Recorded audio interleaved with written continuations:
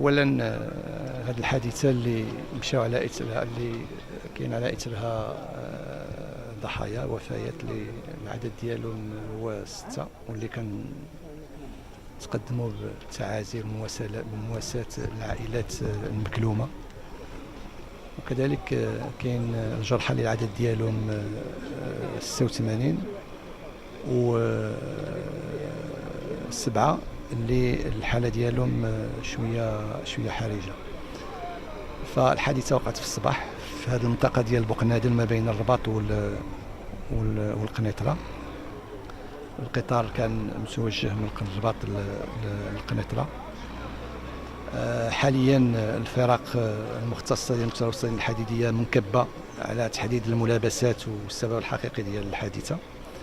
وبالموازاة فهناك كذلك تجنيد على أساس أننا نزيحوا العربات من السكك باش أننا نعودوا للسير العادي للقطارات.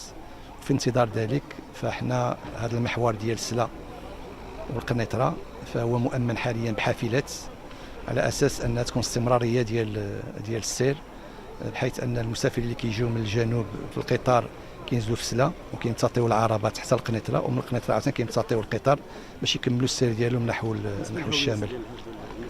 من بينهم سائق القطار.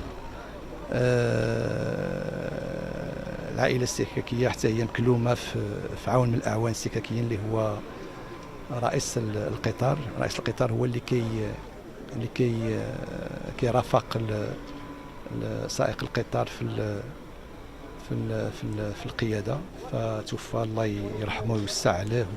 والعائلة السككية هي كذلك كباقي العائلات ديال 5 ديال الضحايا الآخرين حتى هي مكلومة. وبهذه المناسبة كذلك كان تقدم العائلة الصغيرة ديال السككي سائق قطار اتصال من السائق بالمركز.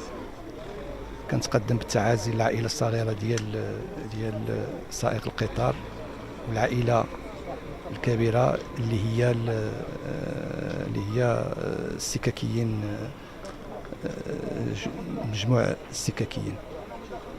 بحال اللي قلت لك حاليا كاين حنا كنقوموا بالبحث عبر واحد المجموعه الاختصاصيين من مكتبات السكك الحديديه باش نحددوا الملابسات ديال الحادث.